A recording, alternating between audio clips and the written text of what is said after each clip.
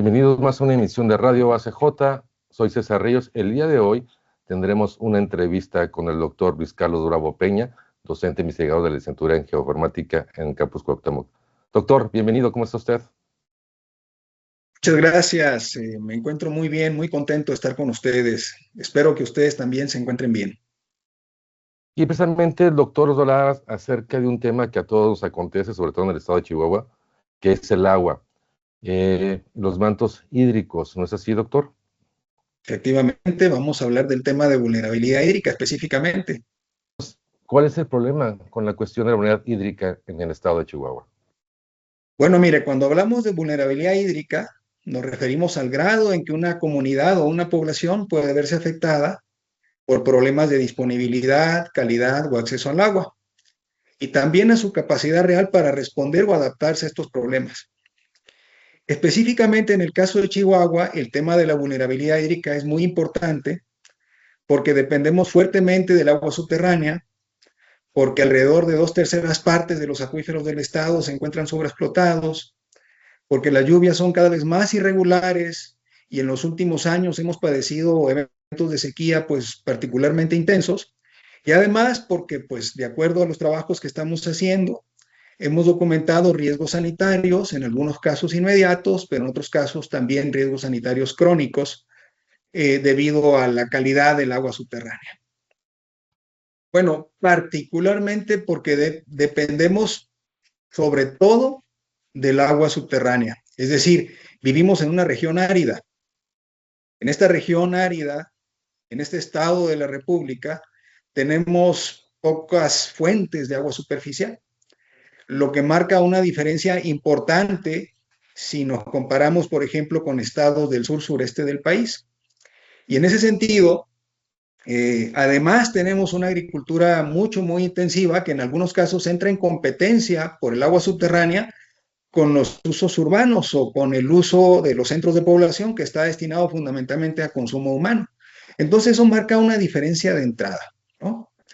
Y bueno, tenemos que ser muy cuidadosos en el manejo sustentable de este recurso porque a fin de cuentas es un recurso escaso. Y en esta investigación, doctor, ¿qué le arrojó como dato en cuanto a diferencia del consumo del agua de la parte urbana a la parte de agricultura? Me llama mucho la atención. ¿Es tanta la diferencia que hay o estamos igual en el consumo de estos mantos acuíferos? No, definitivamente no. La agricultura, mire, según las estadísticas, la agricultura consume alrededor del 70% del agua subterránea que se extrae en el país. Pero nosotros hemos encontrado aquí, por ejemplo, en la región de Cuauhtémoc, que la agricultura consume alrededor del 95% del agua Claro. subterránea. El otro 5% es destinado a los usos urbanos o industriales. Pues estamos hablando de una diferencia enorme en cuanto a la demanda de consumo por una y por otra actividad. Doctor, aparte de estas situaciones hídricas, ¿qué más le han arrojado su investigación? Bueno, hemos encontrado, hablando ya específicamente del tema de vulnerabilidad, que hay diferencias notables, importantes, en cuanto a la vulnerabilidad hídrica entre comunidades urbanas y localidades rurales. En las localidades urbanas, el tema de la vulnerabilidad se asocia fundamentalmente a intermitencias en el servicio.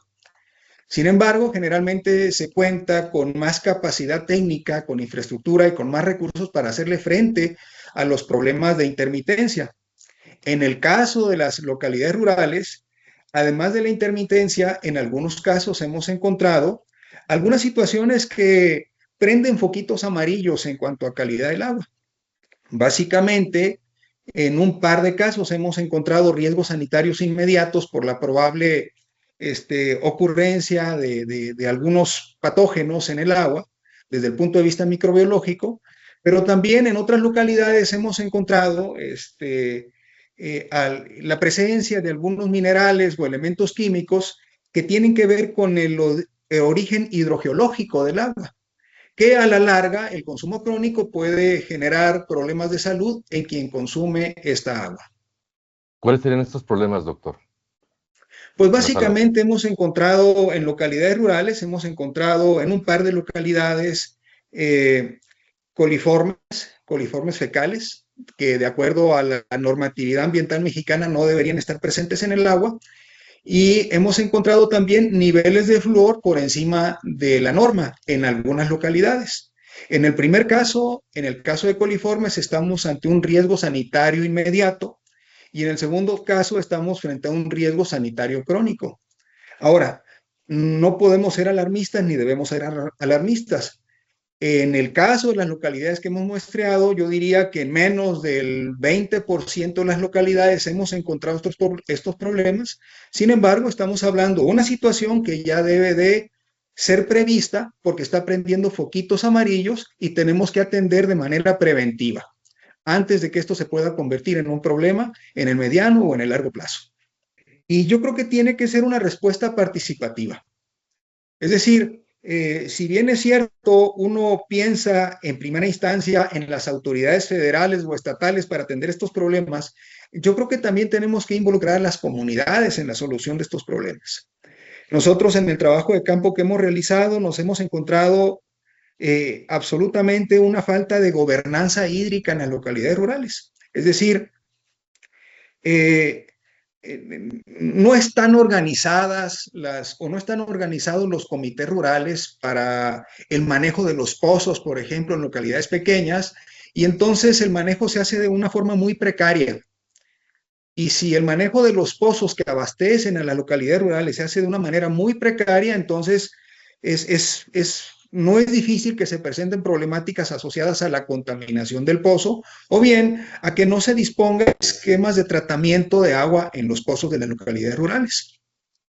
Por lo que se refiere al papel que juega la autoridad, bueno, la autoridad, por lo que yo he visto y lo que hemos visto nosotros en nuestro trabajo de campo, si bien es cierto, hay acercamientos de parte de las juntas municipales de agua potable y saneamiento para atender la problemática del agua en las localidades rurales, en los hechos a veces estas colaboraciones no se concretan, a veces incluso por la resistencia misma que tienen las personas que habitan en las localidades rurales de sumarse a los esquemas de administración de los pozos por parte de las juntas municipales de agua potable y saneamiento. Y básicamente esto tiene que ver con el hecho de que cuando una junta municipal de agua potable y saneamiento se hace cargo de un pozo de una localidad rural, aplica una serie de políticas que los locales ven como un perjuicio para ellos, como por ejemplo el que les instalen un medidor en las llaves de sus casas. En muchas localidades rurales, la actividad fundamental es la ganadería. Entonces, no es raro que utilicen el agua de los pozos para dar de beber a su ganado. Luego, entonces, si les ponen un medidor en su casa, asumen que esto les va a elevar considerablemente el costo por el consumo del agua y luego, por lo mismo, hay resistencias para sumarse al esquema de administración de las juntas municipales de agua potable y saneamiento. Derivado de estas resistencias, el manejo se sigue realizando por parte de personas locales, pero a veces sin el seguimiento de la Junta Municipal de Agua Potable y Saneamiento, lo cual origina que a la larga se puedan presentar problemáticas como por ejemplo la contaminación microbiológica del agua que se extrae de estos pozos. Y obviamente tiene una cuestión pues, social y económica todas estas repercusiones. Así es, definitivamente pensamos nosotros que tiene que ver con un tema de gobernanza hídrica. Por lo que nosotros hemos visto, hay una buena disposición de las juntas municipales de agua potable y saneamiento para entrarle al tema, pero a veces te enfrentas con la resistencia de las comunidades locales y creemos nosotros que la estrategia debe contemplar la participación de científicos sociales, trabajadoras sociales, que se acerquen a las comunidades para sensibilizar acerca de este tema y lograr un esquema de colaboración y de manejo participativo de los pozos, donde de alguna manera pues todos contribuyamos a la construcción de soluciones. En la parte urbana también, es otra parte que se ha investigado, me imagino. Fíjese que en la parte urbana nosotros lo que hemos hecho es que hemos diseñado un sistema de indicadores censales para conocer la vulnerabilidad a las intermitencias en cuanto a la disponibilidad de agua, en cuanto al servicio de agua potable. Con este sistema de indicadores hemos construido algunas cartografías de vulnerabilidad hídrica pero en términos generales podría decir que estamos en una condición de mucho menor vulnerabilidad en las comunidades urbanas que en las comunidades rurales. Ese sí es un hallazgo bastante importante en este trabajo. En una localidad urbana te falla un pozo de la red de pozos que distribuyen agua potable en las localidades y de alguna manera, debido a la sectorización de las localidades urbanas, otros pozos pueden cubrir el desabasto del primer pozo que está fallando. En las localidades rurales no sucede esto. Es muy común que las localidades rurales solamente tengan un pozo y cuando ese pozo falla, ya sea por un tema de intermitencia en la energía eléctrica o bien porque el acuífero se abate, la bomba trabaja en seco y el pozo y el motor de la bomba se quema, no hay de dónde echar mano para tener agua. Entonces, la gente de las comunidades rurales tiene que desarrollar o buscar mecanismos para abastecerse de agua. A veces acudiendo con agricultores que están cerca, que tienen un pozo, que les pueden compartir agua, con rancheros, etcétera, bajo mecanismos que son, digamos, informales, por decirlo de alguna manera, pero que funcionan. Sin embargo, esto los pone en una situación de mayor vulnerabilidad que la que tendrían los consumidores de agua en las localidades urbanas. Doctor, ¿hay un estudio o hay algo que nos refleje cómo ha cambiado el agua de hace 20 años al día de hoy? ¿Algo así parecido en cuanto a la calidad? Pues fíjese que lamentablemente no hay muchos trabajos que se hayan generado en una perspectiva histórica, ¿no? Sí se han hecho algunas mediciones de calidad del agua en algunos pozos del estado, pero lamentablemente no tenemos, por decirlo así, una red de monitoreo de calidad del agua consolidada a lo largo del tiempo que nos permita hacer estas comparaciones.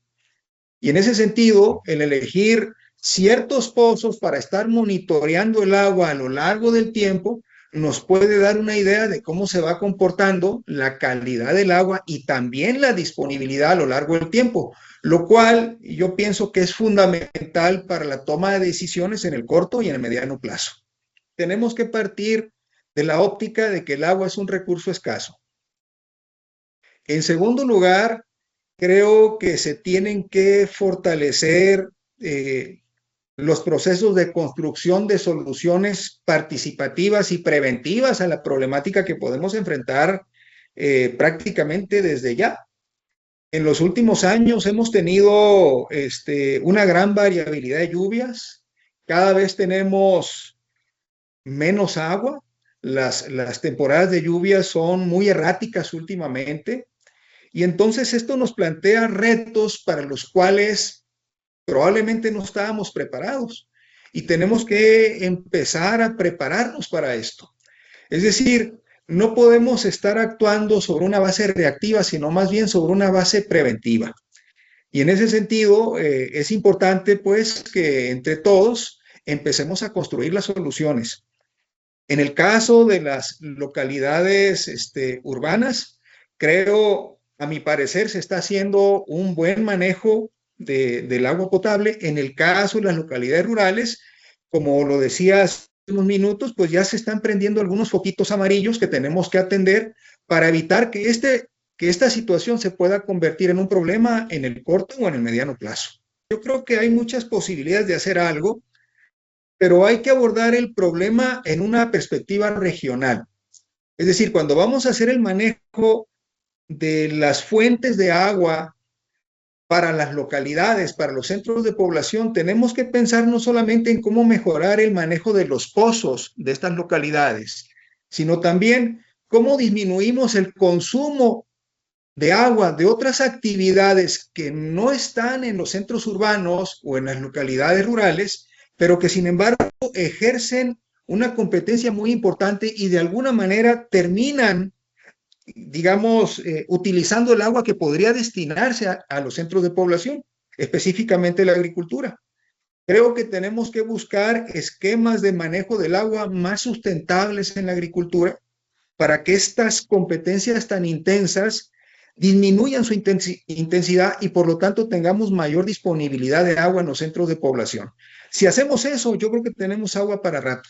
La dotación o la rehabilitación de plantas de potabilización del agua, sobre todo en las localidades rurales, pues requiere recursos. Entonces, esto implica, pues, digamos, asignar partidas presupuestales para recursos en potabilización y en tratamiento del agua en localidades rurales, sobre todo. En las localidades urbanas hasta ahorita no hemos encontrado ningún problema, pero en las localidades rurales sí hemos encontrado, como lo decía ahorita, pues algunos foquitos que son amarillos, que no nos hacen poner el grito en el cielo, como se dijera coloquialmente, pero que sí tenemos que ponerles atención desde ya. Y esto indudablemente requiere de recursos. La investigación permite generar datos y los datos son la evidencia que necesitamos para tomar mejores decisiones. Si no tenemos los datos, solamente estamos especulando, sacando conjeturas, etcétera, y no podemos tomar decisiones fundamentadas. Entonces, el dato es fundamental siempre para tomar una mejor decisión. Bueno, yo quisiera comentar dos cosas. Primero, que la vulnerabilidad es una condición socialmente construida. Es decir, tenemos sequía, el cambio climático nos está cambiando el régimen de lluvias en cuanto a su temporalidad y en cuanto a la cantidad de agua que llueve, pero nuestra vulnerabilidad depende de los mecanismos de adaptación que desarrollemos para hacer frente a esta problemática. Eso sería lo primero. Y en ese sentido, soy optimista. Creo que si desarrollamos capacidades de adaptación frente a esto, podemos reducir la vulnerabilidad. Y lo segundo, pues fundamentalmente agradecer a la dirección del campus, a la maestra Lara Guibe, que nos ha dado total apertura y facilidad para hacer estos trabajos de campo, estas investigaciones, los permisos para que seamos acompañados por los estudiantes, y por supuesto también a mi jefe de carrera, que tiene una disponibilidad y apertura total a este trabajo.